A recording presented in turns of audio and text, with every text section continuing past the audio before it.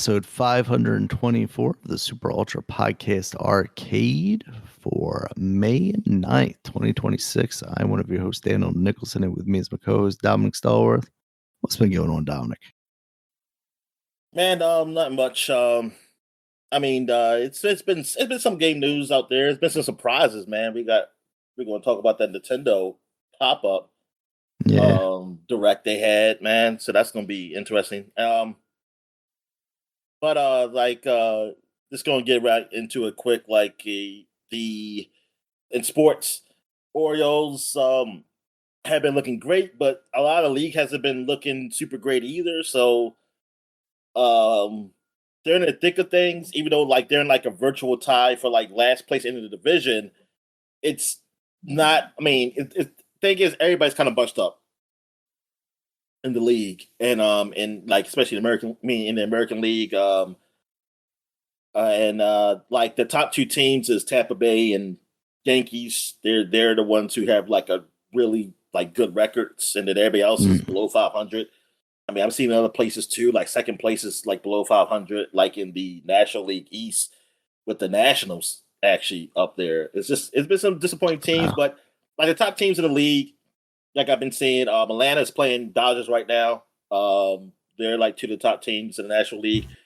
Padres has been doing all right. I haven't seen what they've done lately though, so I don't know what their record is. Have been. I remember last week they were right behind the Dodgers. But like I said, in the American League, it's Yankees, Tampa Bay, and I don't know who's really after them. Honestly, I think everybody else is pretty. I mean, there are a few teams above 500. I mean, hell, Oakland, who Orioles are playing now, are technically above 500. But it's not a lot. But hey, I mean, I'd rather be in their position than where we are. But that's injuries still are a problem again, just like last year. But I mean, it's not the end all be all. I think, because I think it's some of the key players are just not producing like they should, and I mean, injuries they also hurt. I mean, they also hurt us too, because it's third base, we have a guy who, one of the prospects, is playing now. He's only playing because of Westberg being out, injured again, but he's turned out to be not what we want him to be, and we're you would hope hey, Westberg's hurt. At least we got this guy can come up who was looked at as a top prospect a couple years ago, but he's not panning out on both ends, defensively and offensively, and he even cost us a game technically 2 days ago. But yeah, it's a bit frustrating, but I mean, I don't see this team even if they do somehow get to the playoffs going forward, because the pitching. I just look at the pitching and it's man, we don't got the pitchers, and so I don't see it going that far, and it's unfortunate. And I don't know what you can do, because you didn't go out and get anybody. And thing is, the only hope I had was that, hey, people turn out to be better. They got better. They got better to a point where they do become aces or something like that. But unfortunately, that hasn't happened, and then other people got injured, and it sucks. But I mean, it's not to a point where I'm oh man, I just give up on the season, because like I said, I look at the rest of the league, I'm yo, nobody else is really doing that good. So it's I can just go enjoy this year with whatever happens until, if things fall apart, they fall apart. But yeah, so that's really it for baseball. I know NBA's been going on. When I've been talking to friends or family who watches it, because I don't really watch it, I know Lakers are down 0-2 against the defending champs, the Thunder. I know right now Spurs are tied in this series against the Timberwolves. The Celtics are out in the first round. They lost to the 76ers, which is a bit of an upset. And the 76ers are down 0-2 though against who are they playing against? The Knicks. Yeah, the Knicks. So and Detroit, I forget what they are. I think they're up. I want to say they're up in this series. Uh I mean they the who they play? They're playing not Toronto, Cleveland. I want to say they're up 2-0, maybe. I'm not sure. It's either 1-1 or 2-0. But yeah, yeah, I mean the way I'm here, what I'm hearing is that it's really between the Thunder and Spurs, like for the whole thing. Like people think those teams are just better than the teams over in the East. And Wimbiata. I mean, I pronounced his last name probably wrong, but he's like the big, like he's like the basically the golden boy right now, man. He's just awesome. Like he's a tall ass dude and everything. That I mean, like French dude, and he's been doing good for San Antonio, and yeah, I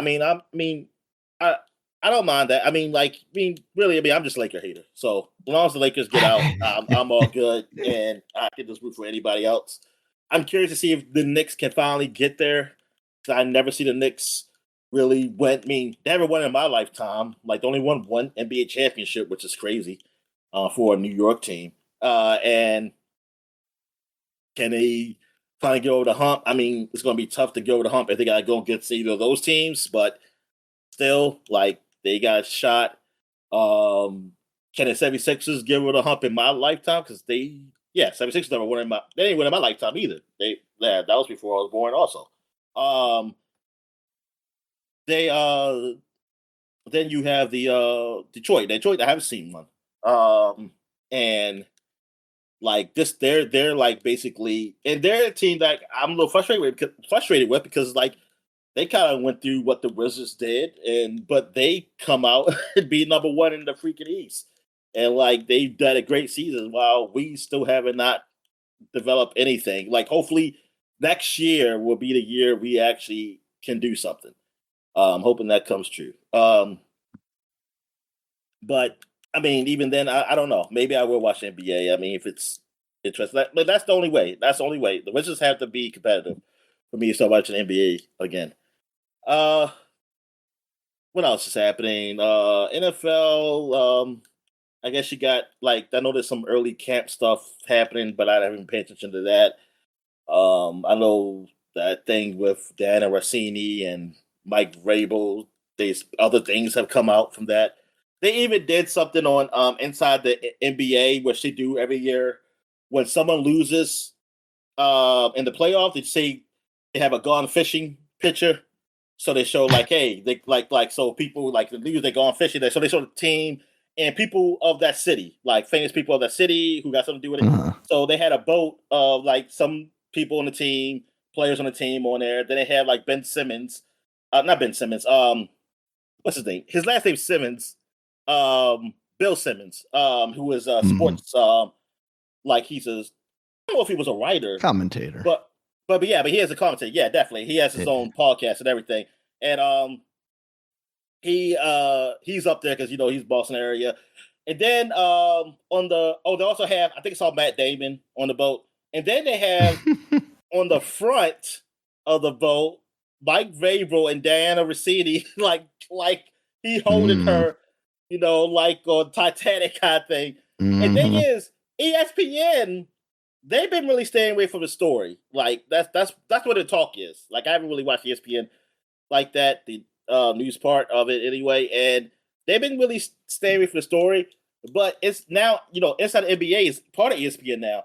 But what you find out, like somebody said, is that inside the NBA, they do their own stuff. Like ESPN has no say in what they do as far as that, like what they put up. So they don't know, like they do that. So now when they put it up, now the guys they didn't really say nothing except for I think Kenny said something. It's like, hey, who's that in the front? I don't recognize those people. He used to joke. Like, I don't, but I like that they actually did it because they get, that's still the talk, is that how people, it seems a little biased of that story, that people, because of Diana Rossini, because she's a journalist and people knew her, they're not talking about it. Right. But I don't think it's fair because y'all talk about the players or coaches who go through these scandals. like y'all go hard on them, and I think like you gotta be fair. Like, yeah, you need to go hard on Vabral, like, but also you didn't mention that's her. Like, it. I'm sorry, this is a story. This is huge, and this is a huge deal. And now and stuff keeps coming out, and like I'm curious if what happens with Vabral after this. Like, not what happens with him because I feel like it's still his decision because legally, the team. I mean, it doesn't sound like legally they can just fire him. I mean, it might unless it's just something in his contract says that, but I haven't anything reported on that. So I'm thinking like it isn't. Like if they fire him, he can easily sue and get money because I mean, just like I want to say that even this we call it Gruden because he got let go because of some racist stuff he did in the past. I want to say he won the lawsuit though that he sued to get his money back. Because I mean, you can't. I mean, yeah, because it's probably like you can't just fire them and something. And plus, you know what? I bet the team knew that too. They knew like, yeah, potentially he probably could win this lawsuit, and they're okay with that. Like you just pay them money to get rid of that PR. Yeah. So yeah, if stuff keep coming out and things like that, I'm wondering if he stays. If Vrabel will stay or take like a leave or absence or something. I don't know. It's crazy that they just went to the Super Bowl. You know, he just took the team to the Super Bowl, man, and all this stuff just comes out, man. It's really it's really funny. I mean, I know it's not funny, but it is funny from my view. It's funny. Yeah, for us, it's we're not dealing with it. I mean, shit. I mean, because it's their choice. They did it. They did it. These are the consequences of their own actions. Boo-hoo. Yeah, exactly. It's not like it's something like, yeah, it's not something else. Like this isn't a thing of like, oh, sexual assault or something. No, this is actually somebody infidelity. You know, like so it's like whatever. Yeah. So that's all I really got in sports. I can't think of. I mean, anything else come up? Oh yeah. Oh well. This ain't really. Well, it's kind of sports because he did have something to do with the Braves. Ted Turner passed away. Recently, and I honestly thought he died years ago. But I kind of forgot he was alive. I definitely haven't seen that man in a very long time. So yeah, and I was like, oh crap, Ted Turner, he passed away. I thought it's like I thought I must got mixed with someone else. But yeah, he passed away recently, man, and. Yeah, I mean, yeah, I know he was a media mongrel. He really brought basically the media big time in Atlanta area. And of course, like the Braves, like, hey, they were the team they were one of the teams that you saw everywhere because of TBS. TBS started having hosting all their games. Just like I think that's probably why I ended up as a fan of the Braves outside of, like Greg Maddux and Chipper Jones and stuff like that. Yeah, exactly. I mean, I think that's why I like them. Yeah, I had the ability to see them. Yeah, exactly. Yeah, and, I mean, they were good too. So it wasn't like you just saw there was that. Yeah, especially when we're out here struggling with these Orioles. Yeah, exactly. So and then like WGN, I remember like they have all the Cubs games, but Cubs wasn't always good. So that's why I think I never got attached to the Cubs. I just always knew like, oh, this is a team that hasn't won in 100 something, like so many years. Yeah. But yeah, yeah. So yeah. Rest in peace, him. And yeah, because that's what I really know him as. I really know him like the big media guy, and also the Family Guy episode where yeah, he was an inspiration for me. He was an inspiration for me, Daniel, though, because like he had a gap tooth, and I thought, like, you know what? I have a gap tooth too, and one day I'll be rich like him. But but yeah. All right. So what's going on in the wrestling world? Nothing much. They did on Dynamite have a kind of tribute to Ted Turner, though. Him being kind of fundamental in WCW, of course, and then bringing back AEW and getting them a TV deal. Obviously, he wasn't, fundamentally involved with that, but, having his network be, the place that they're the home to. They brought out Sting because Sting did have, a connection with him. Yeah. back from the WCW days. So him and Tony Schiavone, who also has been around since the WCW days, had a nice little speech about him. But yeah, I mean, as far as wrestling goes, WWE is going to have Backlash this week. And it seems like an all right card in general. We're finally getting the Io Sky versus Asuka match, but with Kyrie now being gone from the company, that's kind of weird. I've seen some rumors that maybe she could be involved and maybe they'd pay her for like a one-off thing or something. But like, why get her back involved in the story if she's just going to go away again? I don't know that really makes any sense. John Cena is going to be a Backlash, but it sounds like just to announce like the release date of this Club WWE thing that they're doing now, which just sounds awful. Why does it sound awful? What's you do?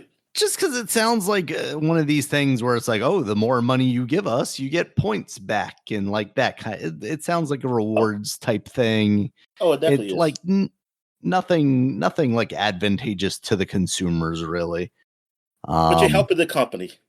But I'm helping the company. It's not a company that needs my help right now. Yeah, and just to follow up on what we talked about last week. It's been hard times out there, Daniel. They need help too. They do. They do need help, but not the kind I can give them. Yeah, with the New Day leaving, there's a couple other people it sounds like are all also gone. Tama Tonga Loa. I think I mentioned him, Jeff Cobb, as well last week. There's a lot of talk going around now that basically WWE came to a lot of wrestlers and basically said, hey, we're going to renegotiate your contract for a significant amount less. Some people like, millions of dollars less. Some people basically like half. And some people allegedly have taken those contracts. Now I've seen it discussed that like, okay, well, they come to you and when you re-sign, like I've seen talk like a guy like Drew McIntyre, right? One of the podcasts I listened to talked about him. And there's nothing confirmed here, but he's a guy that when he resigned, he was, close to the top of the card. The Rock gave him a sword. It was kind of a big deal that he re-signed, and now they're not really doing much with him. He's a guy that you could go to and say, hey, we signed a contract for $8 million, but how about $4 million? Or you walk out the door. And I could see if I'm in that position, maybe going, okay, maybe I will take $4 million. It's still $4 million. And if I'm not doing much on TV, I'm not worried about it. I'm still just getting $4 million for sitting and catering, I guess. I could see, some people, especially if you're a guy, the Miz's name has been thrown out there a lot too. The Miz isn't necessarily a guy who's going to be a big get for AEW, even though I think the Miz could do something in AEW. He's not going to be a great wrestler. He's never going to be a guy whose matches I would want to see in AEW. But, kind of on the fringes doing his comedy shtick, I think he could add something to the program. But he's not someone that Tony Khan is going to like drop a house payment on, to get him in the door. So I get it. It really sucks though that, this company that is making money hand over fist is trying to take advantage of these people, because it's easy to say, like, oh, $8 million this, $50 million that, whatever, right? But it's like the argument we've had about like the NBA and the NFL, right? Where the percentage that the players, or in this case, the wrestlers, get out of the companies is very low. I mean, for WWE, it's like significantly lower than even like the NFL and the NBA. My understanding is like those are about like 50-50 ish. And for like WWE, it's like 10 to 20% of their money goes to the wrestlers themselves. Oh, okay. And what is the company if not the wrestlers, right? Like it's all about your talent, so you have to invest in them. It's the commercials. It is the commercials. I mean, just look at the ring mat in WWE now. Obviously, it's the commercials. And there's a lot of talk going around right now because WrestleMania is in Saudi Arabia next year. And TKO has basically come out and said, like, hey, we're committed, even with the issues that are happening over there right now, we're committed to all of this stuff. They've got UFC events for over there, they got boxing events for over there, and obviously WrestleMania, but they also have another WWE event this year coming up shortly, I believe. But it sounds like there's maybe only like 2 years left on that deal for WWE. So, They're gonna renew it. Well, that's what people wonder, because right now, Saudi Arabia pulled out of the Live Golf stuff, and obviously they were putting a lot more they money. Really did? Yeah, that was my understanding. That's what I thought I saw. I mean, I didn't know. Yeah. Yeah. So yeah, it makes you wonder if this is beneficial to them. And I guess, we'll see how well WrestleMania does for them. But maybe they feel like they've gotten their whitewashing, done. They've laundered their appearance enough, and they're good for now. Maybe they don't need that stuff. And they would rather invest their money elsewhere. So yeah, wrestling right now feels more of the politics around wrestling being interesting than what's actually happening in the wrestling, or at least in WWE, and that's kind of always been the case. But yeah, that's it for wrestling for now. All right, so I guess we get to what we're watching. So you did watch the final episode. I didn't watch it yet. And how'd you like it? The final episode of Daredevil, Born Again. Yeah, the final episode of Daredevil Born Again season 2, I thought it was really good. It's we've talked a lot about this season as far as being like a setup that never really goes anywhere. It again feels like it ends on a cliffhanger, but one that's kind of like an end to the story that they were telling. Okay. Setting up for more thing. There's potential for more, but it's not like, oh God, what's going to happen on the next episode of Daredevil. So I think they do a good job of successfully wrapping this season up, even though this season felt like it was a very long runway to kind of get to this point.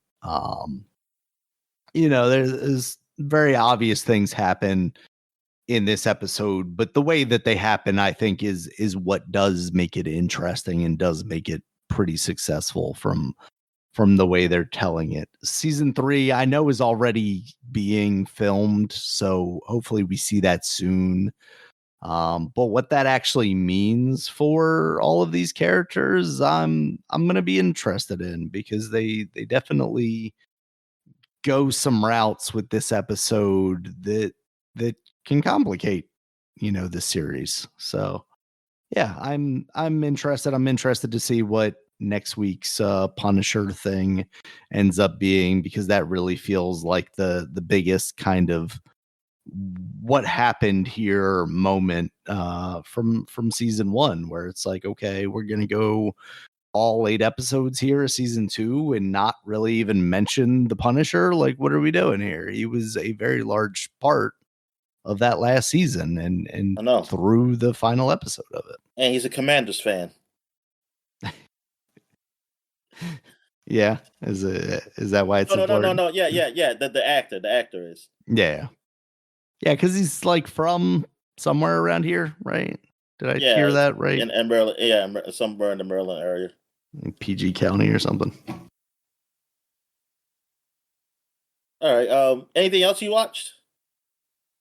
Just the episode of Universal Basic Guys that you were telling me about. It's what kind of near the end of season 2. Yeah, I haven't really watched all the rest of them. Yeah.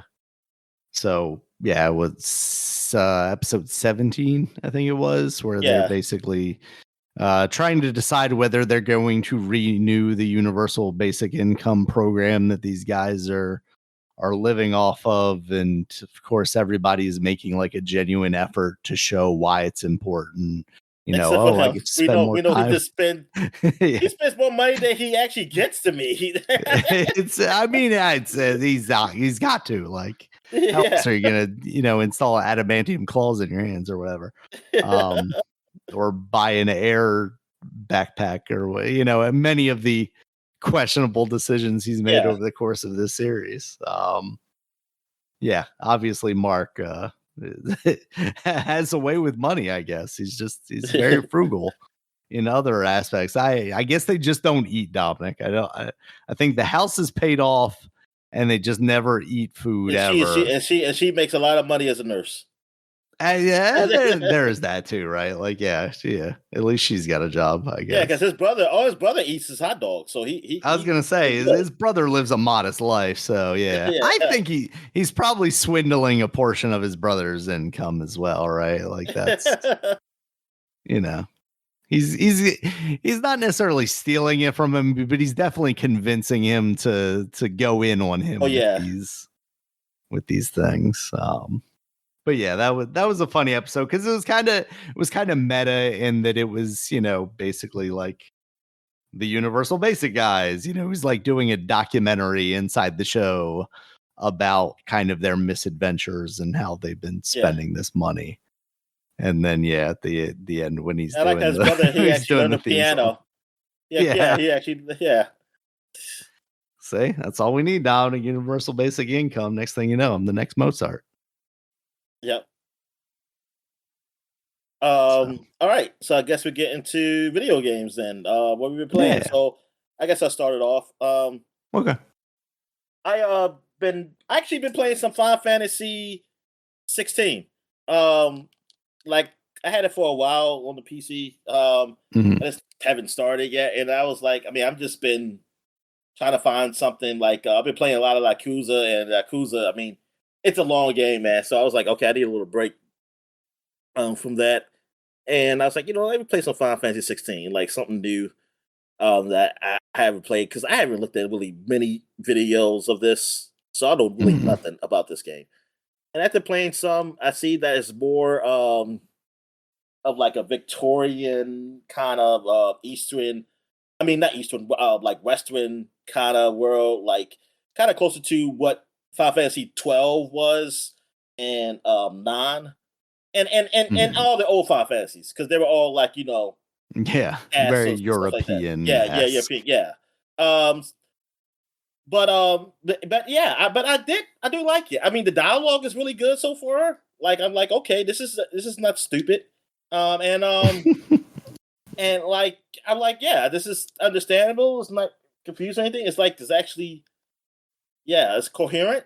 And the battle system is definitely action. Like and you only play as one character. At least so far I am. I think that's all. Yeah. And it's all right. I mean, I have it pretty easy because I don't know if these is because of like a special edition or something that I got these accessory rings where they automatically dodge. Like I got a ring it automatically dodges. Oh wow! And Cool. then I got one that it automatically does the power ups for me or automatically heals me. Oh jeez. Like okay. So I was like, oh, these accessories. I said, this is a special edition. I said, darn, this made the game really easy. But yeah, so they had that. I mean, it makes the battles look cool and everything. But I'm just pressing. All I do is pressing one button.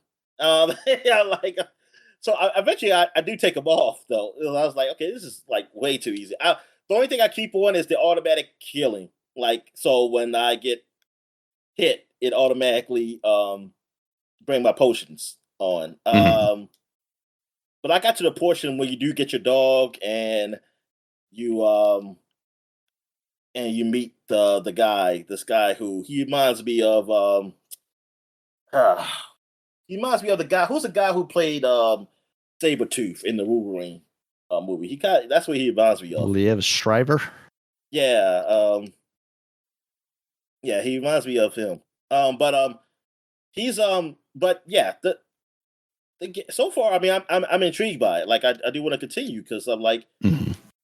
this is actually like story wise, it's actually pretty good. It doesn't like, yeah, it's a different, yeah, it's definitely different than what I think of like some of the final, like how Final Fantasy 15 was and 13. Yeah, like they really definitely went a different route. Even 10, like they went a different route with this, and yeah, I'm okay. I'm okay with it in the story aspects. It's now I can understand people's frustration or not liking that. Hey, man, this is basically an action game. Doesn't feel like an RPG in that sense. I get that. I mean, you call it action RPG, but yeah, I can see the frustration with that. I mean, like I said, I think it's fine. Like I don't have. It's not bad, but like when you think about like Final Fantasy, like especially if you looking for like a JRPG in some sense, that's not what you're looking for. And so Mhm. yeah, I understand that. Um, but I see like why you like it, but then I'm like, man, well, you're not the audience. You're not the real audience anyway. Uh, but but yeah, but I see why did get the decent scores it did for it too. I mean, so far, Mm. so far, I've seen I don't really have a problem with the game so far as of right now. I So gotcha. yeah, so I'm like I'm a little surprised that I honestly think with all the game I will have no interest in this game at all. All right. So what else have I played? I've been playing a lot of Diablo 4. Of course, not the new DLC they got Lords for of Hatred or whatever. it. Yeah. But because it is on it is on Game Pass, but I'm playing actually the PS4 version because PS4 has it for free too. They have it where you can it's part of Oh, the okay. Mhm. PlayStation The catalog. Plus whatever extra or I think it's actually extra. Yeah. Yeah. Okay. So Nice. yeah, I've been playing a ton of that on the portal a lot, and yeah, I've been having a good time with that. But I see why some people are just not liking. They're not liking the direction Diablo's taken as far as being Mhm. always online, like and everything. Because I mean, Diablo was it was a single player game. I mean, you could play with people. Now, I don't the first game. I'm trying to think of the first game. The first game you play with people, I'm not sure, but it was still a single player aspect to it. And now that they're just forcing you have to stay online regardless. It's yeah, that sucks. And I get it if you want to implement stuff like the seasonal stuff, like hey, every now and then there'll be like a battle that comes up randomly. But you don't have to do that because like they give you an option to say like, hey, do you want to just play the story without that stuff or not? But you still have to be online. And it's like, why? Mhm. Why do I have to still be Mhm. online? It's just I just want to play the single player. And yeah, that does suck. That does suck that they do that with the game. Um, but yeah, I'm enjoying it, and I also I don't like how they now because of the Lord of Hatred, they do have the DLC for each character. Like they even not just the new characters, like they have like DLC where you unlock different abilities, but it says like, oh, you're only gonna unlock this ability if you have the DLC, and it's like they never done that before, and that some people are Mhm. angry about that too. It's like, how are you gonna have things locked for specific characters? Like you having specific abilities locked behind DLC? It's like, what are you doing? Like, just either don't do it or or you can just have it new abilities in there, but you know if you want to play new characters, you just have them behind DLC. But yeah, man, like Blizzard. Like I've never really been paying attention to that space because I'm not really into it. But after like really looking at what forums and what people say, I'm saying like, yeah, I see. There's it's been a frustration build up even from 3 over what direction they've been taking over there at Blizzard, and it's like, man, like I remember Blizzard being like really one of those big companies that people just love and everything. But man, money, yeah, money talks, man, and the way things are going, like it's not so much about like doing things, for the customers, like doing things that's good for our bottom line, and at a minimum, like doing something that's fun for the like good for the customer. Um, so what else has happened? What I mean, what I've been playing? Oh, Space Marine 2. I been playing that game. Like I started that game up too Nice. because I was like, man, I've been holding out on this game. Let me just go and start it. And yeah, man, this game is fun. Like it is definitely like with Gears not being like around like it was. This is essentially a good holdover, or Mm. between that game having an action shooter of this caliber. I mean, they even got like a chain sword, so that's your chainsaw right there. I Yeah. mean, it's not really a gun, but yeah, the gameplay, man, I like it. I like what they done with this, and the environments, the graphics, man, it's good, man. Like the action is good. Like it runs real well on the PC. I played it on the PS3 also because I was trying it out there. And yeah, I was like, yeah, this is great. But this is another game where you are, yeah. Now I don't think you don't have to be online, but they do. But they kind of make it so that mods are a hard thing to do. Like you have to it's like a workaround you have to do to get like mods in the game because when I was looking for like doing cheats and stuff that I just said fuck it. I mean I did do it, but then on the corner it says, "Oh, mods are on that you can't play online." So it's like, okay, fine. But why you have to keep that freaking thing up there in the corner that tells me that? And like it teaches me like mods are detected, and it's like, okay, Mm. I know that, but do you have to keep that on screen? And yeah, I was like, that's so stupid. Uh, yeah, so that's like I don't know what they're doing. It's kind of like this is a single player game. Like I'm not playing multiplayer. Like Yeah. I'm not playing with anybody right now. Like I can see like, hey, if you wanted somebody to join, like just make it so I can't join. They can't join until I turn them off. But yeah, the- their anti cheat thing is yeah. It doesn't. They went. I think they went too far with it with that stuff. Like it's like you don't have to do that right here. Like because like yeah, because if you even I think there is multiplayer, so it's like you can have they can have their own anti cheat for that portion of the game. Like you don't have to have it for the single player also. Um, but yeah, whatever. But yeah, but no, Space Marines, fun game, man. Like yeah, so it's everything Nice. I thought I wanted from it, and Mm. yeah, it's pretty good. Um, what else have I played? I played some more Vampire Crawlers. Is there anything much to say on that? Really? Not really, but yeah, play some more of that. Unlock some more people and everything. I also played play anything else significant here. Hold up, because I'm playing a game at the same time. Hey, what else? Do I have anything else up here I didn't mention? No. Okay, all right. So that's all I played. So what else you played, man? So All man, I right. said So I what played. else you played. Well, what you play? I played Mixtape this week. That's the new release. Everybody's been kind of clamoring about it. It's getting really high scores. We had seen this at a couple different shows, I think, but it basically gives Life is Strange vibes, right? Like Yeah, it's definitely. about teenagers in some pretty white town.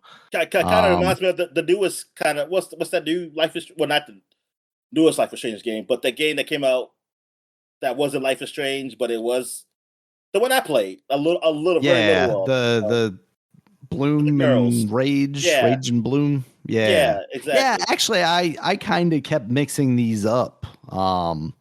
That's what I And was too. Yeah, yeah, and I think that's more traditionally like a Life is Strange game. This I was telling you before we started recording. The gameplay of it is relatively minimal so far. I've probably played about an hour and a half or so, I think. Which it sounds like it's not a particularly long game, which is fine for what it is, as long as it tells an interesting story. And so far, the story that it's telling is pretty interesting. It's basically about this girl and her group of friends, and it's her last night in town before she goes off to New York to try and become a sound engineer. So music plays heavily in the game. Basically, everything revolves around each kind of like chapter is revolving around a singular song that she's listening to. She's basically got her headphones in at all times, and she's kind of narrating the soundtrack of her life. Um, so she's created this mixtape for this last night with Is this her licensed friends. music? Yes, actually. And that's been kind of controversial because there's no streamer mode, which means if you're playing this, you're either gonna, miss out on the experience, only experience the music yourself and not let your stream experience the music, Oh well. or I mean, get so playing struck. like we played games in the old days when we didn't stream it. Exactly. Ironically enough, I did stream this game, but it was streaming to me because that's how I played Well, it. yeah, exactly. And we don't put sound on. Yeah, my PC wasn't set up, so I was just streaming this to my laptop, and that worked out really well. It's not it doesn't require a lot of like sensitivity, and it didn't seem like it was struggling at all, like as far as lag or anything. Playing it relatively late at night here on the East Coast.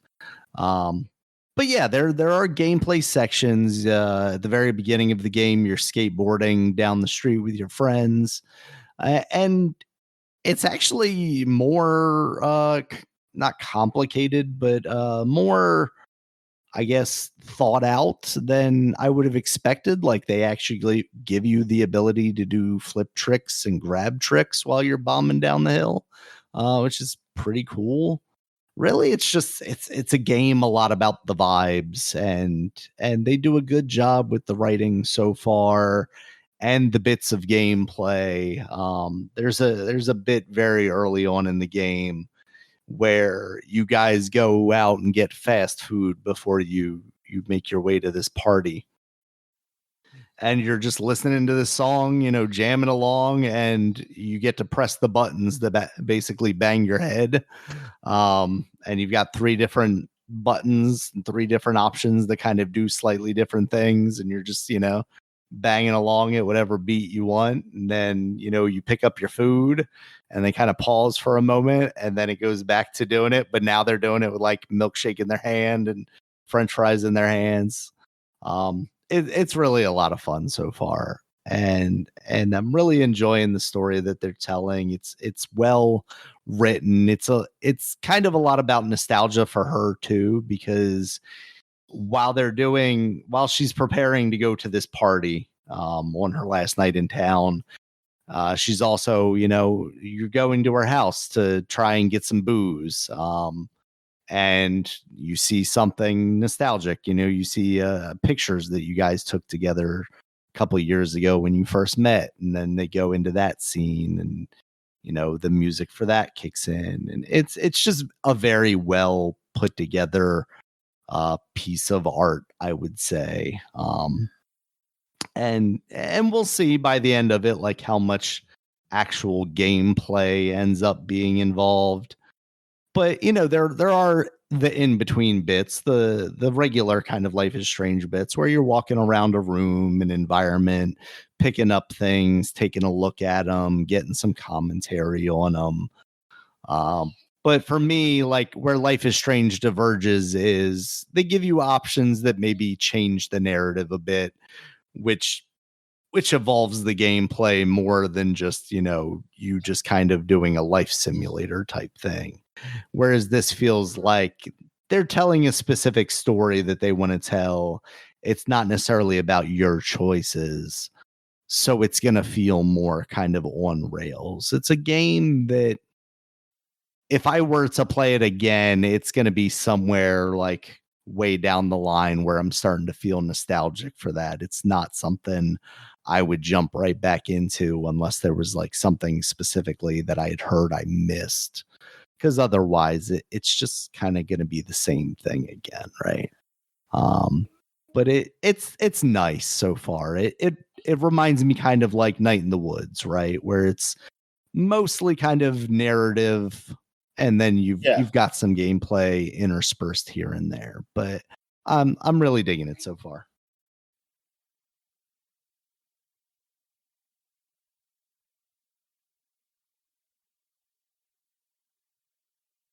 Oh, that's it. Yeah, sorry that. Oh, I'm sorry. Yeah, you know what? No, actually, there's another game that I've been playing that I didn't put on here. Heave Ho. I've actually been playing that with my daughter a lot. It's a Okay. game where you're basically a little circular body guy and you got two arms and you use the analog stick to control like the direction the arms are moving in. Not both sticks, mind you. So it gets a little wild. And then your left and right bumpers control whether you're grabbing or not with that hand. And it's basically like an obstacle course where you have to kind of make your way to the finish line using the left and right motions. But it's a lot of like, oh, I can't just reach over here and grab this. I have to swing myself. And okay, now there are spikes here. So I have to avoid that. It's a very cute little game. It's very clever. Initially, it seemed like very complicated. Like even for me, the basically the second level after kind of the training set of levels felt like they ramped up the difficulty in a way that just didn't really make sense for what the game kind of portrays itself as, which is a relatively family friendly thing. Um, but it does eventually. I don't know if it's tied to how many deaths you have or how long it's taken you to beat a course, but eventually they do start to instill like accessibility things like, okay, if you can't actually reach this without swinging and you can't swing, here's going to be like a pole that you can grab onto so you can just make your way across by grabbing and releasing. um it's been interesting because like I was struggling with some of it. My daughter was absolutely struggling with some of it. Um, but after a couple of nights of playing it together, I think we got in kind of a rhythm where as long as we were working together pretty well, it made a lot of the challenges a lot easier because like I might not be able to grab the distance, but if the two of us, I can grab onto her arm, we're effectively double the length now. Now she can grab on, and as long as she grabs on and holds on to that point, then I can swing over, grab onto the next point, and keep going from there. Um, Definitely a fun kind of party style game. It goes up to 4 players, and I'm interested to see how like if the gameplay evolves between having 1 to 4 players, because like it would feel like with 4 players everything would get easier because then you can make a longer and longer chain, right? um so I don't know if it actually scales in a certain way, like the gaps get bigger or something like that, but it'd be interesting to see if they did something like that. But yeah, it's a game that's been out for a while now, and I've seen played a couple of places. But yeah, it's a nice little decent kind of family style game. There is farting in there, which like, everybody loves a good fart joke. And Okay. whenever you fall into the pit, like the whatever color you are, like your person can be green or yellow or blue or purple or whatever, like a splatter of, my daughter calls it poop. I think it's blood, but it's basically you. And it just shoots out into the direction of the platform, and sometimes the other player gets covered in it. It's pretty amusing.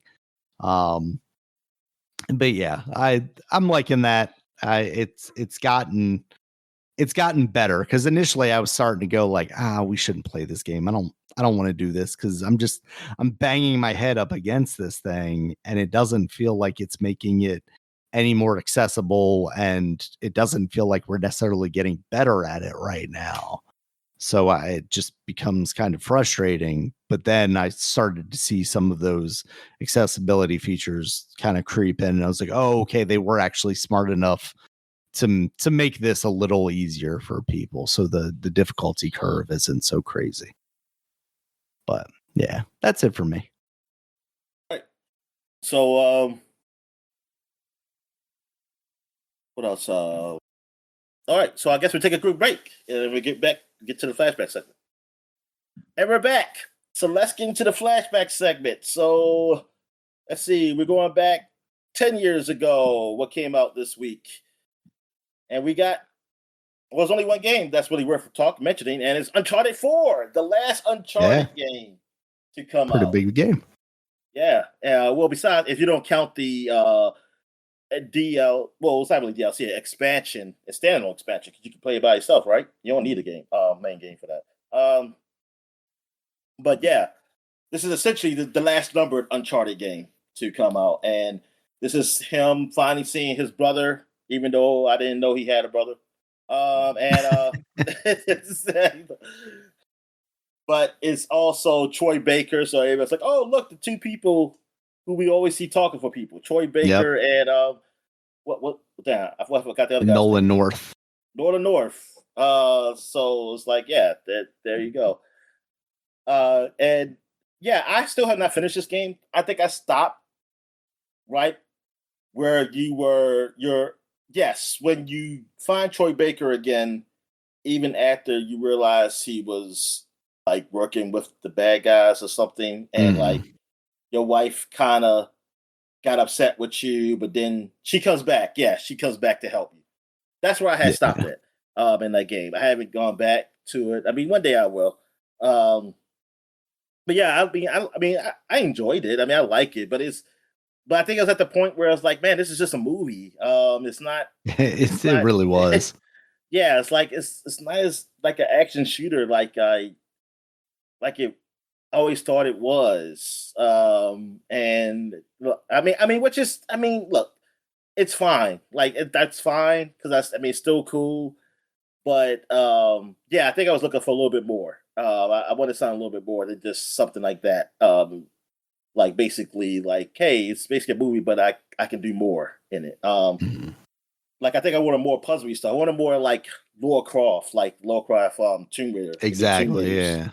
Yeah, because for me, this was like you said, a movie. Basically, I just wanted to see where the story was going to go. I had zero interest in the gameplay for the most part. Like I had turned on all the accessibility stuff of like headshots, auto headshots and auto targeting and all that stuff. So I was basically like popping out of cover, bop, bop, bop, move on with my life because I was over that stuff, and I wanted to see the story, and it was an interesting story. It was a nice wrap up to that series, and kind of you saw the evolution of Drake and him kind of grow up and become more family oriented, and yeah, it just felt like it was kind of a chore to do all this combat in between. Yeah, I think I probably wanted more puzzle. They had like more something like puzzly in it. Because even the climbing stuff was pretty much just kind of autopilot, right? Like you didn't really have to think too much about where you had to climb to next or do any of that stuff. It was literally just, okay, do the next yellow painted thing. But yeah, so this was like Drake's. Yeah, this is Drake's last game. This was the first Uncharted game on PS4 too. I mean, essentially the first, and not one last, but like I said, they had the because they did the short DLC stuff, which was also good. So this was and then they became more focused on Last of Us and Last of Us remakes.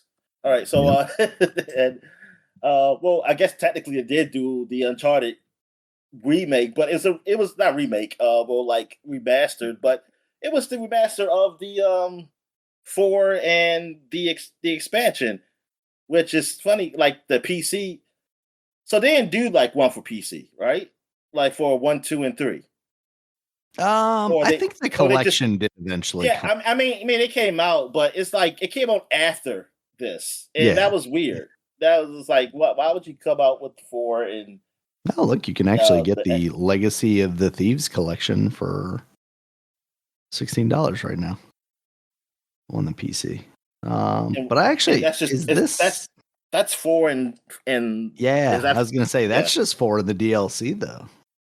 The Nathan Yeah, Drake so collection. did 3? So the first 3 never did come. I thought maybe they did I'm eventually put it looking out. now. Yeah, because I think they did. I thought they did. Yeah. I don't know. Maybe they didn't. So yeah, so I Yeah. think that's what I always found odd. Because I don't remember them saying it, but maybe I missed it. But because that's what I always found odd. Like I was like, man, why they put 4 in the DLC or expansion, but not the first 3? Mm. But yeah, whatever. They're saying like, nope, we'll keep them exclusive. Just gotta get the PlayStation Plus so you can do the cloud streaming of it or something. Yeah. I was gonna say it's too much work to get PS3 games running on anything else, I guess. So what else is there? But they did have a PS4 of that, didn't they? I could have Yeah, sworn they they had a had a PS4 PS4 remaster. of Yeah. it. Yeah. All It's right, so very that's it weird. for 2016. So then we go back to 2006, 20 years ago. And we have nothing because I don't know why you even highlight that. It ain't worth even talking about. So, I mean, you put Over the Hedge in the Nintendo DS version of Over the Hedge. Like, why? I've got it right Why? here, Dominic. I'm holding it. I'm not actually Well, what holding it. does it It's in the matter? It's a drawer. lot of games I have that I didn't put up here. But yeah, it really was nothing. But Over the Hedge, the movie was 20 years ago. Came Yep. out. The Bruce Willis DreamWorks movie. DreamWorks at its peak. Yep. I think this might actually be one of my favorite DreamWorks movies, even though I've probably only seen it one time ever. Yeah, I mean, I liked it. I didn't. Yeah, Yeah, I have no problem remember with it. enjoying it. I mean, I like Ants when it first came out. Yeah, you know what? I liked Ants too. I think initially I liked it more than. He loved Woody Allen. Yes, I mean, obviously, before I knew. That was before I could conceptualize what his pedophilia meant to me. I kept thinking he did Yoko Ono. I kept thinking that was who was his daughter. Yeah.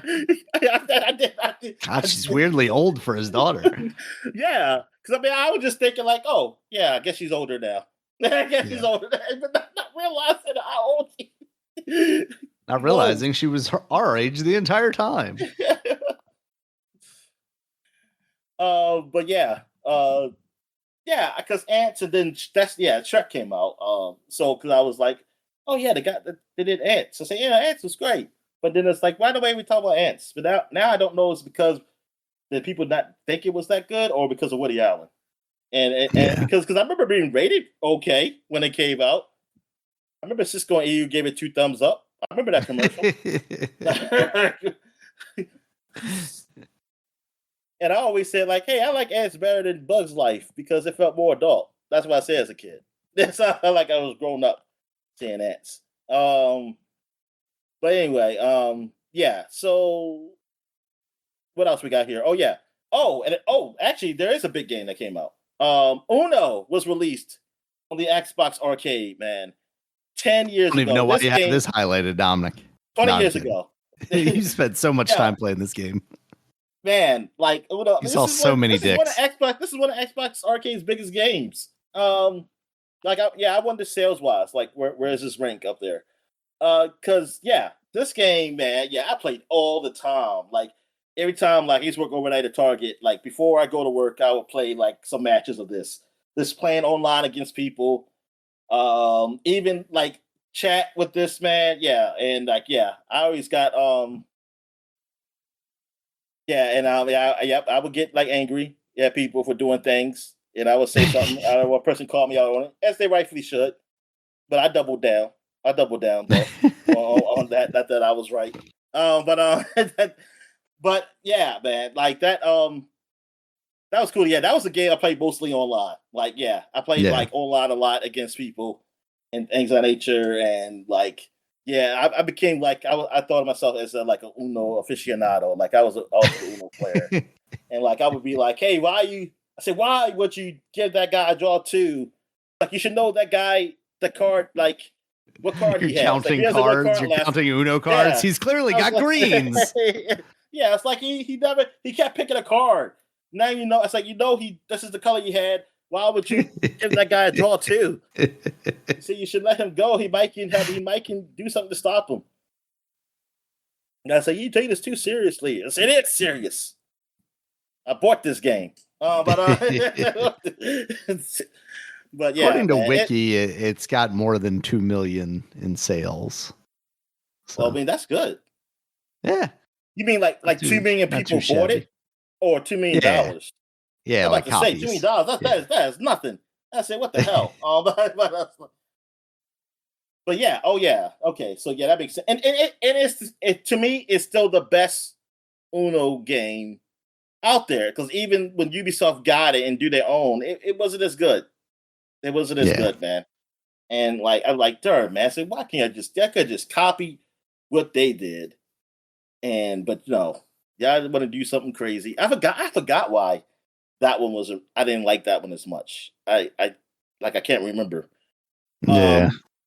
But it just wasn't. Yeah, it just didn't. It just wasn't the same. I mean, me and my friend got it because he would play Uno too, and then we would play together on there, and then we would play. And then when they got Uno Rush, we played that too. That was fun. And that was it. Yeah, and that was Ubisoft still hadn't gotten Uno yet. And man, god darn, man, those Xbox 360 arcade days, man. I mean, online was so great, and it was those were the great days. Those were good old days. And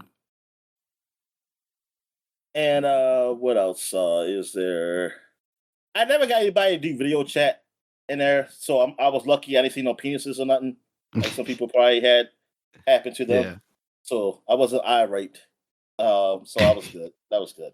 All right. One more thing happened. Activision, they acquired Red Octane 20 years ago, which are the guys that did Guitar Hero. So after they did Guitar Hero, Activision got them, and then they started doing Guitar Hero and ran it to the ground.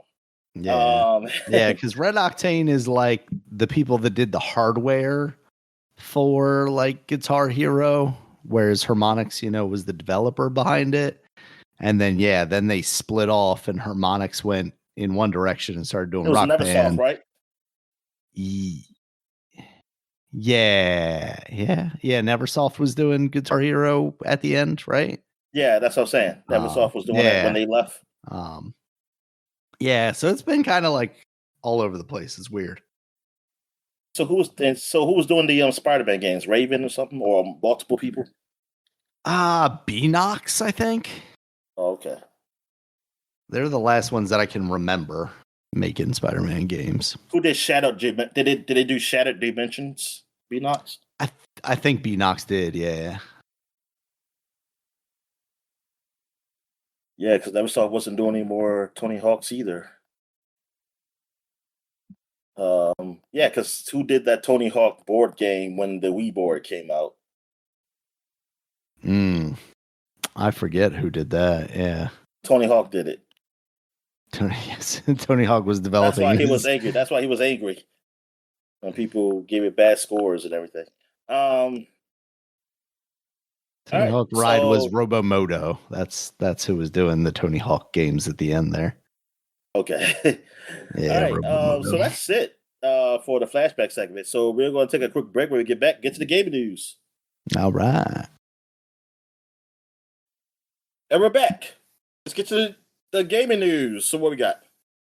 All right, Dominic. First up, we got a release day finally for Mina the Hollower. That game was originally supposed to come out Halloween of last year and got delayed kind of indefinitely. Didn't really have any, date. And then they came out and said, yeah, we're just polishing it up. We just want it to be perfect. Now we have a date, and it's actually closer than you might think. It's May 29th, so from the day of recording this, it's only 20 days away. This is the newest Yacht Club Games game. The guys who did Shovel Knight. Yeah, and it is basically an homage to the Game Boy Color Zelda games, the Oracle games, Link's Awakening, that style thing, mixed with a little bit of maybe some Dark Souls-esque stuff, like Corpse Run kind of stuff. I played the demo of it. The demo of it didn't quite get me as much as I thought it might, but I am still pretty optimistic about this game. I haven't actually seen a price for it yet, which is a little bit surprising to me. But I wouldn't necessarily expect it to be over $30, but I could end up being wrong. I think anything 30 or below is an instant purchase for me, unless they're like awful reviews that come out or something like that. Yeah, I am excited about this game. Do you have any interest, or is there a level of interest there for you?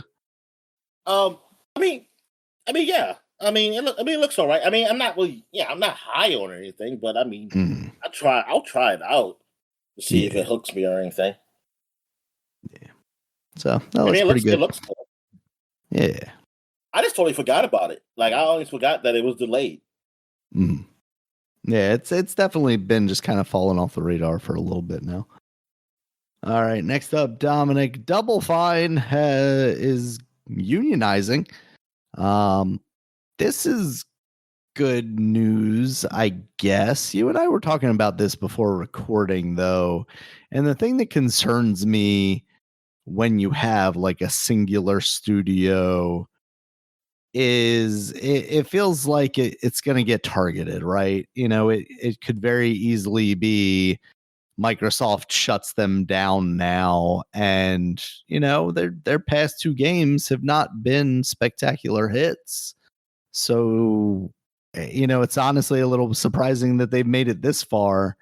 And now to kind of put a target on your head as far as, unionizing, I don't know what this does for them.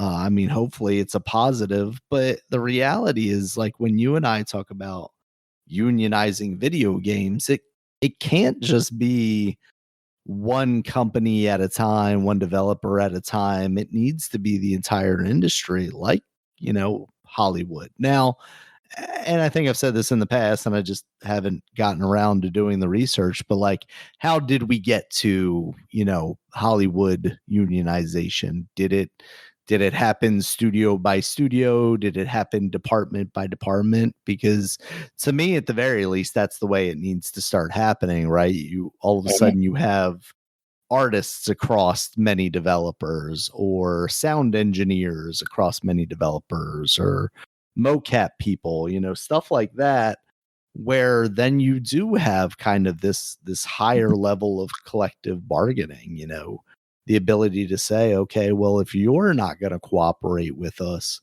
we've got these other companies that, my compadres are working for, that I can potentially go and work for. I worry about it, because like Double Fine's never been a company that you pick up because they're going to make you money. And hopefully Microsoft continues to understand that. I'm sure when they bought them originally, the intent was not for them to just bring in truckloads of money, but probably give them some level of like gamer cred, right? Where it's like, yeah, we're going to fund these guys. They're going to make some games on Game Pass. Yeah, and to make some, quote unquote filler games for Game Pass, basically. Yeah, so hopefully that they let them continue to do their thing and help them when they do need to, and this unionization effort doesn't have any negative effects on them, because it shouldn't. At the end of the day, like, these people should have the ability to collectively bargain, especially when you're a small part of a much larger organization. And that's not even talking, Microsoft. One step above you is Xbox, and you kind of have to negotiate there before you even get to the to the Microsoft level. So yeah, it definitely seems like they need to do some stuff there. This one, Dominic, popped up on me a little bit. I feel like I recall us briefly talking about it, but NFL 2K, that was being revived at some point. Like they had worked out a deal with the NFL that they could, make that happen, and we'd finally potentially see a competitor to Madden. I just don't remember this announcement. I mean, yeah, it must be an announcement. I went to one ear out the other until I think it's more like until I see something, I'm not going to react. And right, yeah, exactly. Yeah. I'm trying to think of. I saw earlier what year it had been discussed, but now Strauss Zelnick, the CEO of 2K, has kind of put it to bed and said, it just did not creatively work out, and they're no longer going to be working on it. And that's fine because the 2K thing that's so long ago. I mean, yeah.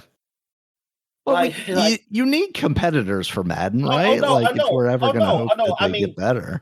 Oh yeah. You know what? I guess, looking at that standpoint, yes. But for some reason, I just think that's never going to happen.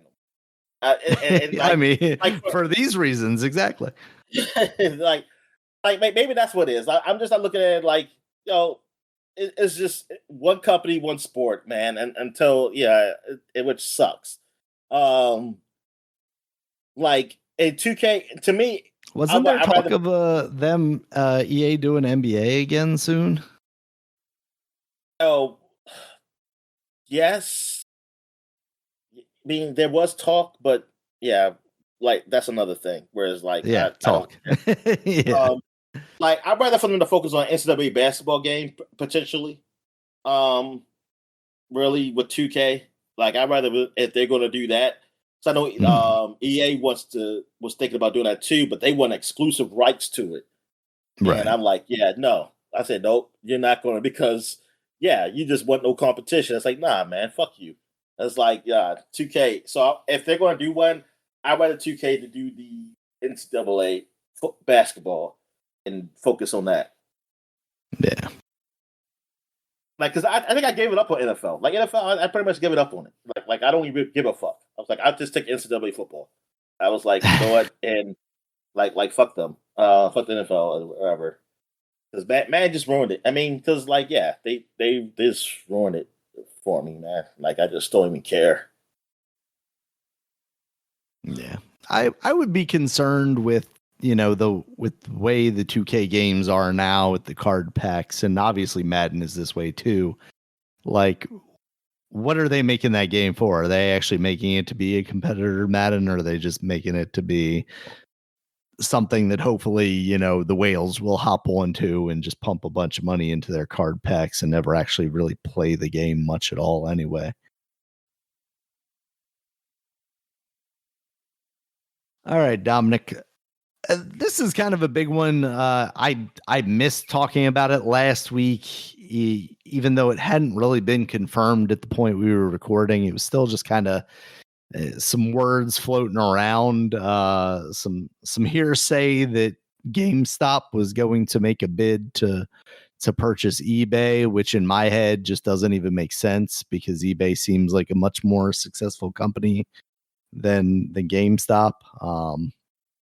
But apparently GameStop CEO has an idea of how this purchase is going to happen. He's got some cash, based off of this whole meme stock thing where they bought back some stock. So they're basically going to try, I think it was a $56 million deal to try and purchase eBay, half stock, half cash, allegedly. But when the CEO was interviewed on TV, they're like, well, the numbers kind of don't add up because you don't have that much money in either way. Where is the other money going to come from? And he's just like, half stock, half cash. Details are on the website. As it turns out, no details on the website. I feel like this has to be a joke, right, Dominic? I get that this guy thinks this is his way to his bonus, but this can't actually happen, right? Like this failing video game retailer is gonna pivot into the Pokemon card collecting scene by taking over eBay. Is that really the awful future that we are letting ourselves fall into?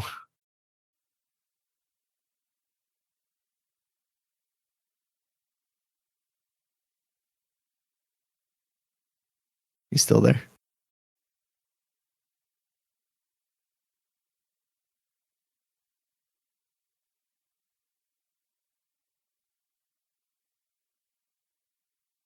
Shit, what happened now? Oh, that's why you couldn't hear me, because my mic had cut out on. Yeah, because I was wondering why you was just talking over me. I said, "You son of a bitch, you rude asshole." Sorry. Yeah. Oh, but no, yeah, I don't know nothing like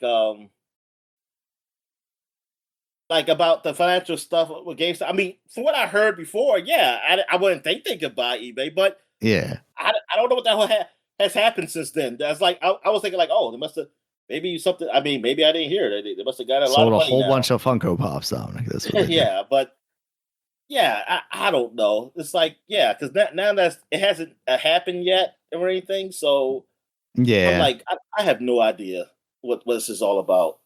So I'm like, well, until they say they're going to do it, like it's going to officially be done, then Yeah. it's nothing's happening.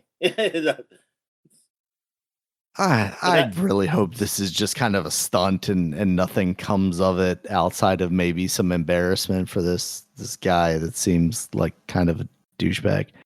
Blockbuster's going to buy eBay. That's now we're talking. No, Blockbuster's going to buy GameStop, and then they'll both buy.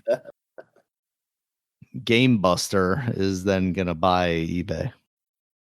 Yeah, I don't know, man. Like the collection market, as far as like Pokemon cards, Magic cards, and all that. I mean, even the video game stuff, like the fact that last year I was able to sell like Pokemon games that I bought when I was 12 or whatever for ridiculous amounts of money. Like there's just something broken here with our system. And the idea that like this scumbag is going to take a failing retail business like GameStop, and like I've said it before, like they obviously need to pivot, but I don't think this is the pivot. I don't think this is a good way to pivot, and I think you potentially ruin I guess, decent company like eBay. I have no idea what's going on with eBay, but as far as like a service, it seems relatively fine to me. And the idea that you would muck that up with GameSpot's, disgustingness. I mean, mostly because like it feels like if they're able to go through with this, it's basically going to be saddling eBay with a whole bunch of their debt, just like we've seen a lot of these other companies like EA, where it's like you're buying this company basically with its own money. Like, how does that make sense? Only to say that, oh no, like they don't have any money and they have to make the money back, but they can't make the money back because it's a failing business now run by even worse leadership. Like, oh my God, it all feels fake. And yeah, so I don't want them ruining something that seems decent. Go figure yourselves out. I mean, obviously GameStop has to do something different. Digital games are on the rise. Uh, you got game key cards from Nintendo that people allegedly don't like, but at least is something that kind of a kowtow in between two a business like GameStop, where okay, it's effectively digital, but it gives you something that you can sell back to them that they can then sell to somebody else, even though the reality is like Nintendo could turn that thing off on the server and then you'd never have access to it. But that's basically every game on a disc now because those things get updated immediately the day that they come out. So it just felt like a cheap in between, and GameStop, I don't know what they do. They've tried kind of everything, right? They tried publishing games at one point.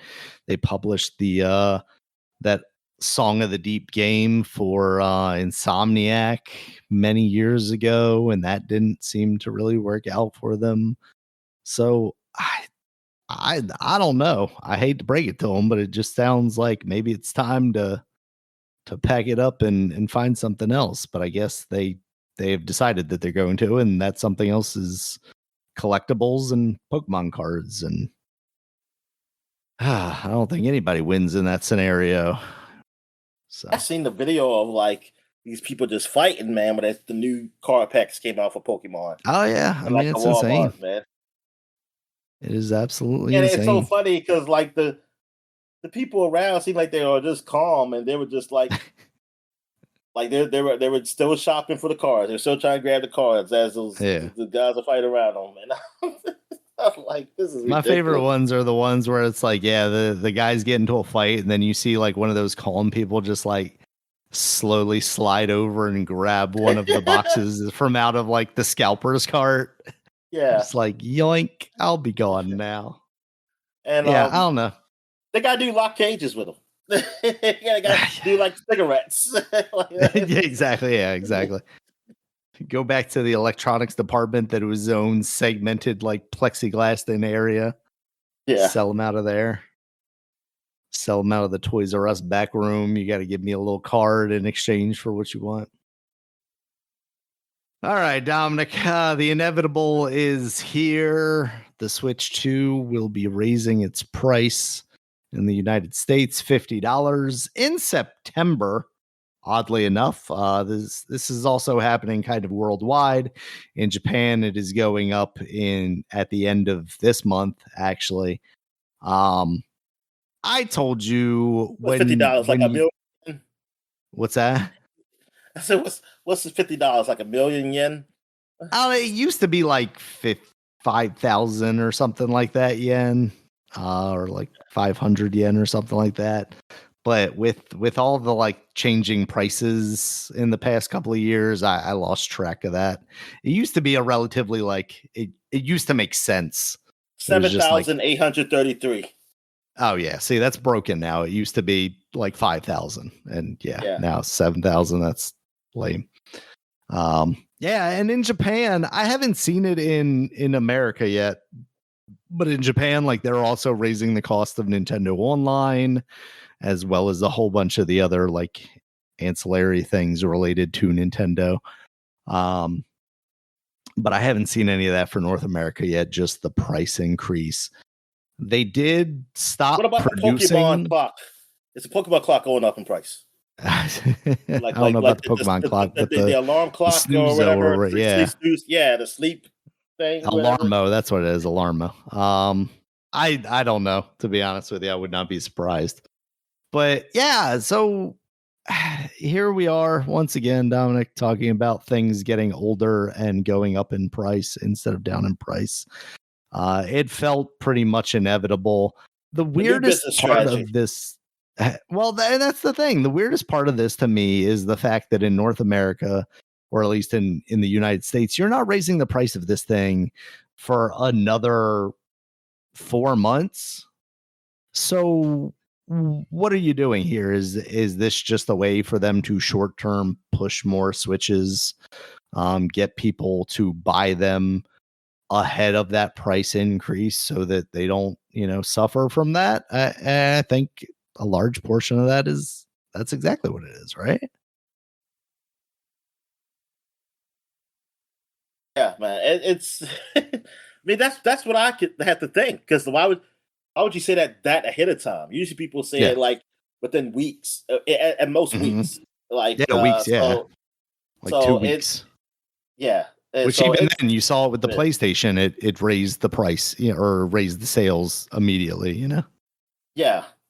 And yeah, for them to do months, that seems like that's a business strategy for that, man. And that might be the thing to do from now on. Just say like, hey, this is going up in this many months, so hurry up and buy it now. Like anything. Like just Like nothing goes down in price anymore. It just goes out of stock. That's how we're gonna do. We're just gonna go out of stock. We're not gonna go down in price. We're not gonna try to make it so we can get rid of it. We're just gonna go up. Yeah. And I wonder, like, if that much of a runway gives them the opportunity, if things smooth out economically, to then go, oh, never mind. Sorry about that. We, the economics at the time, projections, blah, blah, blah, made us think we were going to have to do this. As it turns out, no, we aren't going to have to do this. And then, like, just backpedal. Like, do you think they could do that? Or is it not even worth it because people are going to buy it at, $50 more regardless? Yeah, I don't think so. I think they probably just. I mean, especially if they do come out with a strong library of games. If they have a Ocarina of Time remake, they know end times allegedly. are coming, Daniel. They try to get as much money as they can to take it to the whatever it happens. To bargain with Satan? Like, what is it? Yeah, what do they, exactly. What do they do with the money? Yeah, if they know money can go beyond. Can go like You've that. only got so many eyes to put gold pieces on at this point, Dominic. I don't know. Or like, I mean, I'm saying like the money for when the apocalypse shit happens. They have enough money to have for their bunkers or whatever they gonna be in to stay safe.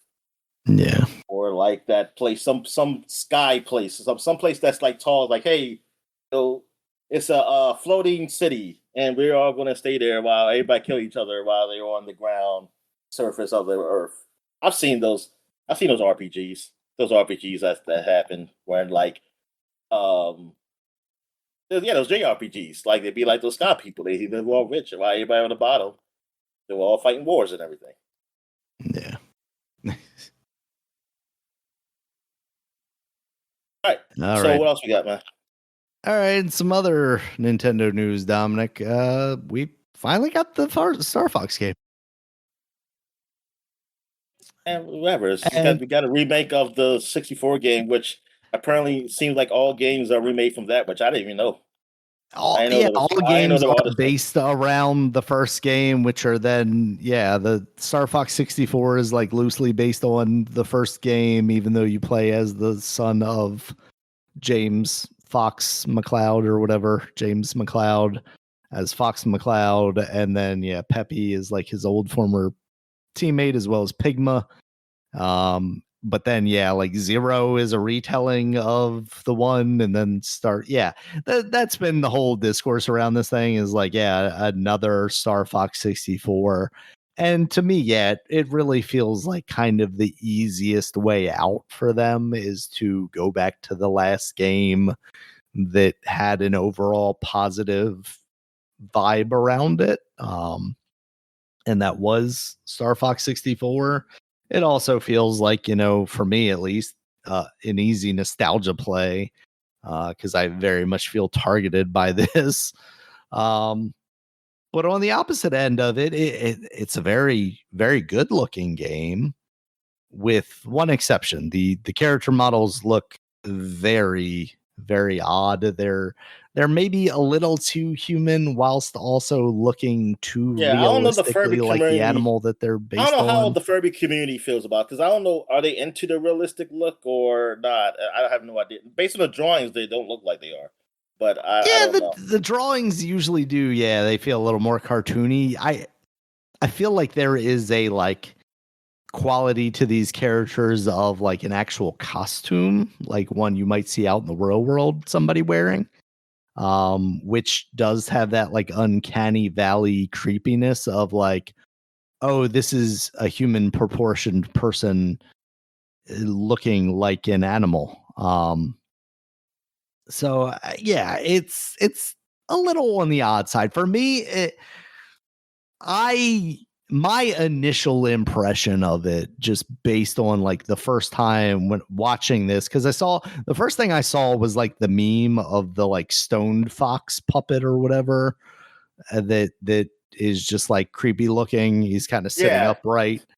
Yeah, and it was like Star Fox, and I was like, did they announce something? So I went, to YouTube and I watched the video, and it's Miyamoto introducing like, hey, Fox was in this movie, and they show the clip of Fox, and he looks super cool in the movie, and then he's got this like anime style, like 80s anime style intro in the movie that looks really cool too. And then they show this Fox, and I'm like, why didn't you just do one of those two art styles? That was the best that Fox has ever looked in, like both of those. Like that was awesome. And now we have this, which looks like Guardians of the Galaxy, the video game, compared to the movie Guardians of the Galaxy, where there's just like this weird uncanny valley kind of knockoff feeling to it, where it's just like, why did you choose to do it this way? There is some speculation around the idea that the reason they made them so kind of like human-y and with human proportions is because of the like VTuber style stuff that they have, where you can use Fox as an avatar to talk to your friends in game chat, which I think is a novel concept, especially if you're doing like the multiplayer and they can have you like come up in the comms like Star Fox would or Slippy would during the game. But just as far as like the game chat portion of it, I just game chat feels like a failed concept. And like I like the idea of game share even. And this is going to have like up to 4-player game share, which in a vacuum is cool until you experience it, and then you're like, man, the frame rate has been like cut in half because you're running 4 instances of the game on one system. And I'm glad I didn't have to buy this 4 times, but also like, can't you not stream it? Can't you just like have everybody download like a 10 meg something or other to run have a it? goddamn server. Well, one or the other, man. Damn. Yeah, something. So yeah, and this game's it's gonna be $50. It's not a crazy thing. It's gonna be $50 digitally, I should say, $60 physical. Now, some of the things you're seeing now are like larger retailers like Amazon and Walmart either selling it for $50 as physical or giving you like a gift card to do the balance of it, which kind of now it's going to get messy, right? Because like mom and pop video game stores, if they even exist anymore, can't really do that same kind of bargain. So now you're going to have people who are like, okay, well, like the best place for me to buy this is the big box place. I just it feels like we're just like making the top of the economy even heavier and heavier. Once again, but that's whatever. Beside the point. Star Fox, $50. Yeah, this becomes a little bit easier of a pill for me to swallow at $50. That game was definitely not $50 when I bought the 64 version and it came with the Rumble bag back in the day. So it's a deal to me, Dominic. But really, I have so much nostalgia for Star Fox 64, and nothing else has really lived up to that. I enjoyed the Star Fox Adventures more than I think most people probably did, and I thought the R-Wing levels in that were awesome. Like at the time, I was like, man, why didn't they just take this and to make an actual Star Fox game with it as well? And that never kind of came to fruition, and none of the other games ever really clicked with me that much. So it's very easy for me to go, ooh, Star Fox 64 again, but now it's prettier. But I don't know if this works long term for Star Fox. Like, it's already the meme that the game is just the same game over and over and over and over again. But I just don't know. Does it work for anybody outside of like people that are, nostalgia perverse like myself? Okay, so,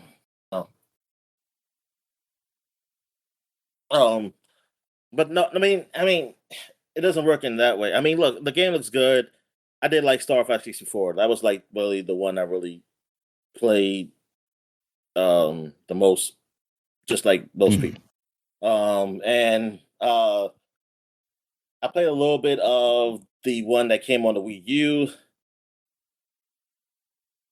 That was it really for Star Fox for me. Like mostly Mhm. he's just like just like most people probably play with him Smash. So Yeah. I mean like yeah, I don't I wanted another Star Fox game or like something like it, but yeah, I kind of just wish they would have did just a new game or something. Yeah. I don't know why they had to do. I mean, they don't have to do it, but they chose to do a remake, and because like, I feel like if you're gonna go this far out to really change, just make a fucking game. But I mean, I guess the easy thing is that hey, you already have the what the level is. You just Yeah. make it just adding stuff, and but I'm like, yo, you're Nintendo. Like you don't need that. You don't need you got time to and y'all creative. We seen y'all do be creative, so I'm like, just do a new game. I'd rather for you Yeah. to remake Star Fox 2 then shit, because I don't know nothing about that fucking game. And it's one thing if you're like, we need to reintroduce Star Fox, so we're gonna give them this, and then we've got a new project down the line. But like, you reintroduce them, you put them in the biggest movie of the summer, basically. With the Mario Galaxy movie, like that was everybody's introduction. Now You they can want a re- game that's you on the can shelf. reduce them in a sequel, really. I mean, because all you do is be like, this is Star Fox. Yeah. But like that's what I mean. Like people are familiar with the character now. Now they want to go home Yeah. and play a Star Fox game. So like you could give them any Star Fox game. Why not give them a new one instead of just the same one again? But again, feels just kind of like the easy way out, which is somewhat disappointing. That's where my real disappointment comes from. The graphics thing of it all, like I'm sure I'll get over that. I'm intrigued. They're going to Oh add no! Oh yeah. cutscenes. I mean, the looks of them are not great, but it's like I'm playing the ship, really. Yeah, So yeah, whatever. mostly, yeah. They're There's no adding other ship cutscenes to stuff. it. They're also doing they're adding some mode stuff, which sounds cool. They're also doing like a prologue where you play as James McLeod, when he gets assassinated by Pigma. So, Well, we that don't. that stuff Well, should like be someone cool. said, you don't really see him die, so they leave it open for them to Yeah. interpretation with that. But then again, it's like Yeah, to because me, I he feel does like appear at the end of 64, whether, as a vision or, as yeah. an actual person. But the thing is like I don't trust them doing anything new with this. I feel like this is it, and then 20 years later, we'll get a remake. We're gonna get a remake of the remake of the remake. Yeah. So I am cautiously optimistic about this. It very much feels again like a nostalgia play, almost directly directed at me specifically because of how much time I spent with that original game and kind of waiting for something new from Star Fox. And never really thought that, a remake of 64 would really be something on the table.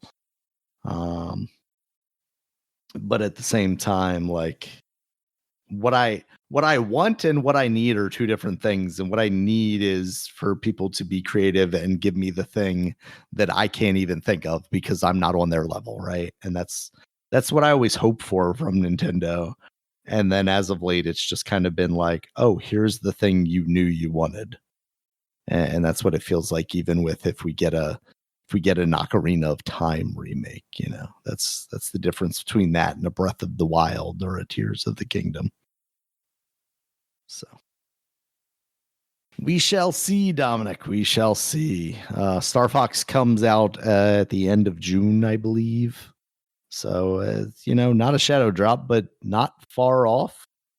And seemingly a good way to kick off the summer before you get that, and then the Splatoon Raiders later on, and then by that time we've got to have had a bigger Nintendo Direct to show off whatever else they've got this year. And allegedly it's going to be good because now it's going to cost $50 more, Dominic. Yep. All right. So what else we got, man? That's it for the news that I've got, Dominic. Did you see anything Nah, the else? Xbox Stranger what's it called? The Oh, yeah. What is that game called? Stranger's Paradise? yeah, something like that. But it's Stranger Than Stranger Than Fiction. Heaven. Stranger Than Yeah, Heaven. Stranger Than Yeah. Heaven. I didn't actually watch this. Tell me about this. Okay. Well then, I didn't watch it either. Then fuck it. We can't even Okay. talk about it.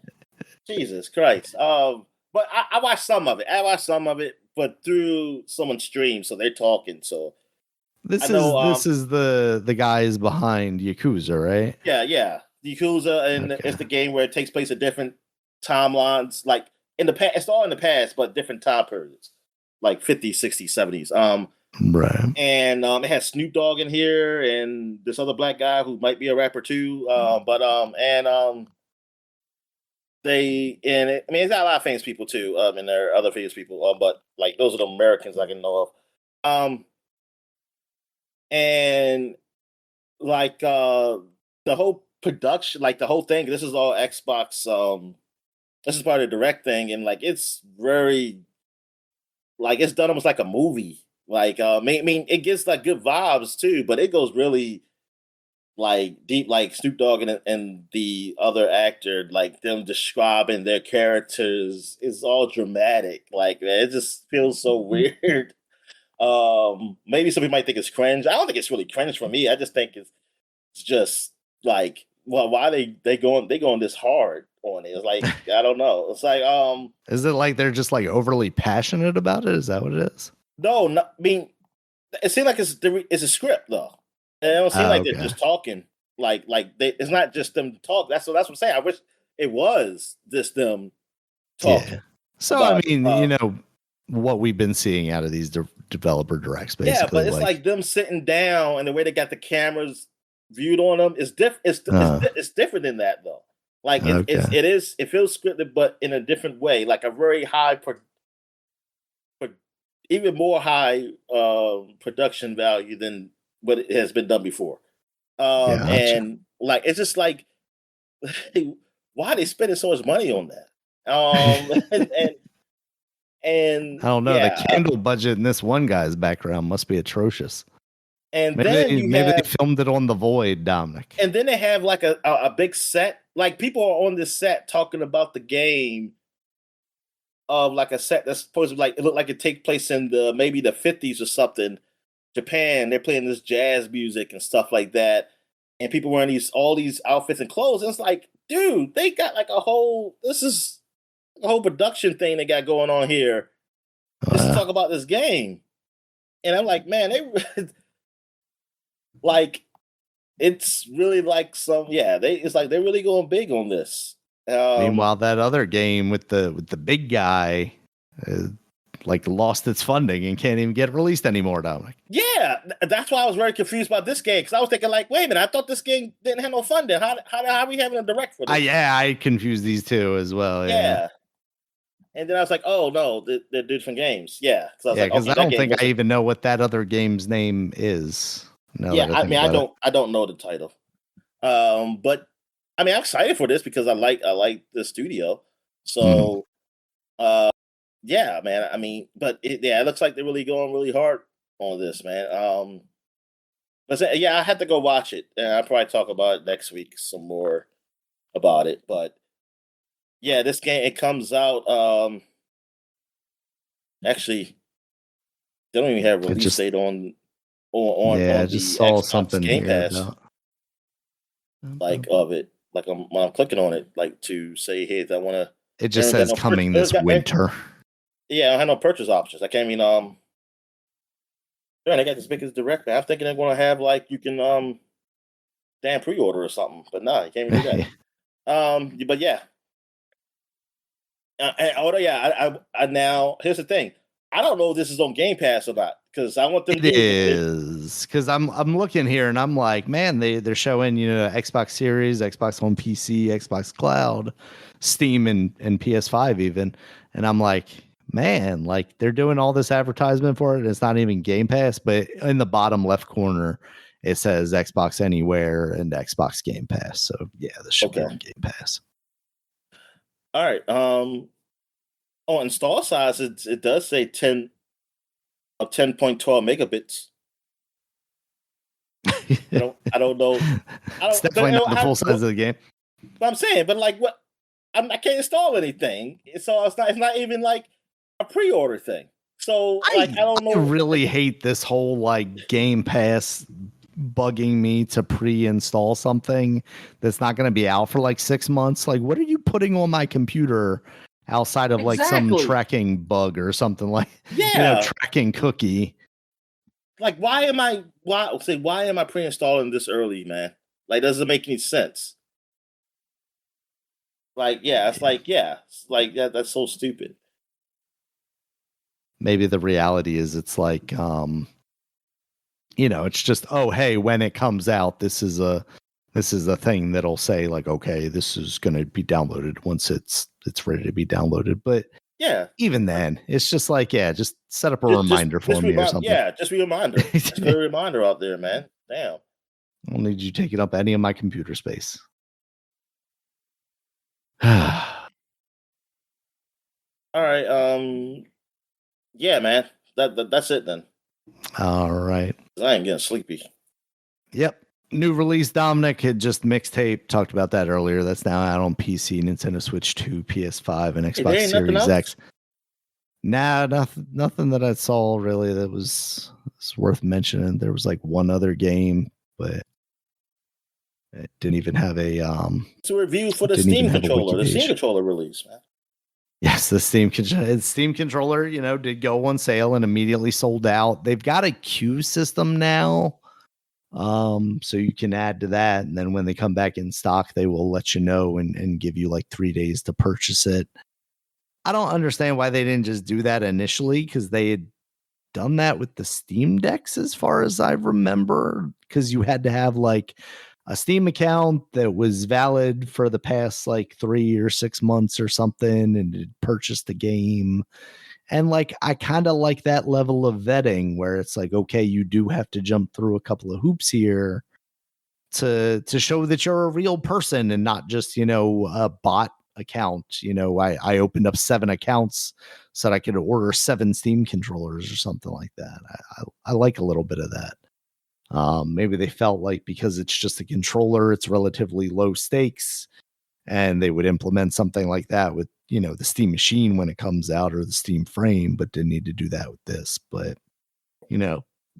excuse me, now you've got people on eBay, GameStop's eBay selling these controllers, or at least attempting to, for like $300 and $400, which is just an insane thing. Like, don't do that. You can wait and they'll eventually have more, and then you can give them your money. You don't need this thing that bad. So yeah, I'm still intrigued by it. Still slightly less so because it's more of a Steam thing than a just general, use it on my PC and use it for Xbox Game Pass games type thing. But I, can't get one if I wanted to, Dominic. So I'm not worried about it right now. Hey, you can. Yeah. Hey, you can. They're on eBay. I can if I wanted to that bad. Yes. Yeah, but yeah, that's all I got, Dominic. You got anything else for the people? I'm good. All right. Thank you guys as always for listening. You check us out on Twitter. Dominic's at DStalwart5. I'm at Regulus MB. The podcast is at SupaPod, SUPAPOD. SupaPod.com is the website. You can check us out there. It has links to all the places you can find us, including YouTube, where there's a video version of this podcast, as well as iTunes, Stitcher. What am I going back to the old days, Dominic? YouTube Music, Spotify, Amazon Music, Zoom. Audible, Zoom Player. Any place that you can find an audio podcast, we are basically there. They scraped our website. Google Podcasts. Yes, Google Podcasts, Spreaker. Yeah. But yeah, that's it, guys. We'll talk to you next week. All right, see you.